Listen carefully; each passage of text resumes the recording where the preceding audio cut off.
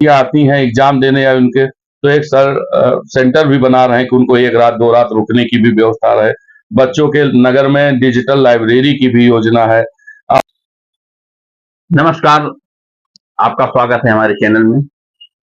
जनपद बलरामपुर की जो जिला मुख्यालय की नगर पालिका परिषद है, उसके विकास के लिए तो बहुत सारी योजनाएं तैयार की गई हैं।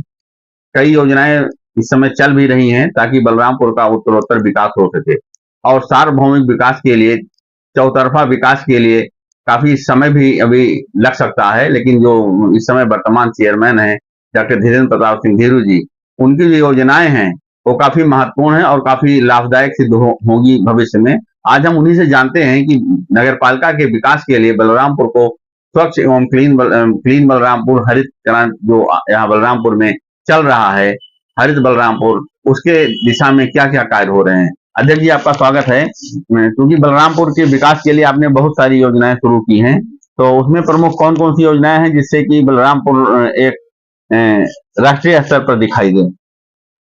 सबसे बड़ा योजना है, इस बार हमने जो बोर्ड की बैठक थी हमारी, उसमें एक ऑडिटोरियम का प्राथमिकता नगर में दिया जा रहा है, क्योंकि जिले में एक भी ऑडिटोरियम, यहाँ से श्रावस्ती दोनों जिला अगर देख लीजिए तो हम आकांक्षी जिला में भी आते हैं, अति पिछड़े में, यहाँ एक भी ऑडिटोरियम नहीं है कि कोई कार्यक्रम समाज का या सरकारी कार्यक्रम कोई करा सके। तो पहली प्राथमिकता हमारी एक ऑडिटोरियम है, एक नया सर्किट हाउस का है, और तीसरा हमारा है सबसे बड़ा कि एक कम्युनिटी सेंटर।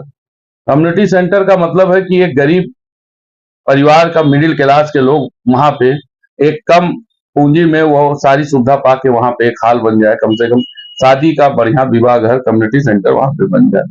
तीसरा हरित वाले में हम लोग पौधा 17,500 सरकार द्वारा प्लस 8,000 कुछ पौधा अपने नगर पालिका के द्वारा हम पूरे नगर में हम लगवा रहे हैं। हमारा अभी थोड़ा सा पौधा जो सरकारी आया था लगा, हमारा जो खुद का पौधे का टारगेट है 1,000 टी गार्ड का, वो हम अगस्त में करेंगे।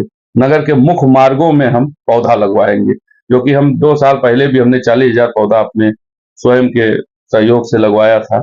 ये हमारी क्रांति है। दूसरा मैं चाहूंगा कि जिन परिवारों में लड़की होती है, तो हमने एक स्कीम चालू किया, उस लड़की के नाम एक पौधा पहले आप अपने घर में अगल बगल लगाइए। मैं पूरे नगर वासियों से अपील करता हूँ।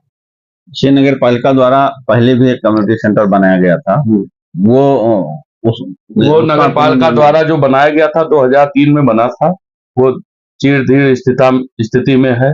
मैं उसी को पूरा सर्वे कराया हूँ और उसी का पूरा फिर से डिस्ट्रॉय करके नया एक कम्युनिटी सेंटर और एक हॉल 10,000 स्क्वायर फीट का वहीं पे बनाने की योजना है, जो शासन को प्रस्ताव भेजा गया है।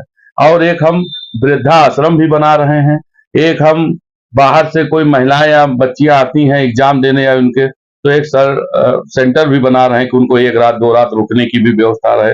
बच्चों के नगर में डिजिटल लाइब्रेरी की भी योजना है और एक थीम पार्क भी बनाने की योजना। तो काफी प्रस्ताव हमने, कम से कम 20 प्रस्ताव इस बार बोर्ड से पास करके शासन में हमने भेजा। इस प्रस्ताव के अलावा अगर देखा जाए तो बलरामपुर में एक सबसे बड़ी समस्या है वाटर लॉगिंग की। जी, उसके लिए भी आपने कार्य योजना में वाटर लॉगिंग में भी इस बार हमने काफी 12 से 13 करोड़ रुपए का हमने जल निकासी की योजना शासन को लिखा है, और अगर मिल गया तो इस बार काफी सिविल लाइन और अचलापुर और पहलवारा वार्ड का जो पानी की सबसे बड़ी निकलने की सुविधा है, उसका हमने सर्वे करा के प्रस्ताव भेजा है, जो सीधे सुआव नाला में इन तीनों वार्डों का, यही का नहीं, वीर विनय से पूरी लाइन को हम कनेक्ट कर रहे हैं। और दूसरा हमारा वीर विनय से भगवतीगंज और वीर विनय से तुलसीपुर रोड का प्राथमिकता है नाले का, कि जो वाटर लॉगिंग भरे तो ये तीनों डिस्चार्ज पॉइंट पे निकल जाए। आपने सुना अध्यक्ष जी के जुबानी की यदि ये सारी योजनाएं धरातल पर बलरामपुर में आ गई तो निश्चित रूप से बलरामपुर किसी महानगर से कम नहीं होगा, और जो भी कमियां हैं, चाहे वाटर लॉगिंग हो, चाहे वो अन्य सुविधाएं हो, वो सारी सुविधाएं यहाँ अगर मुहैया हो जाती हैं तो इसमें कोई संदेह नहीं कि बलरामपुर एक अलग तरीका आने वाले समय में दिखाई देगा। कैमरा पर्सन प्रकाश के साथ अखिलेश्वर तिवारी, बलरामपुर।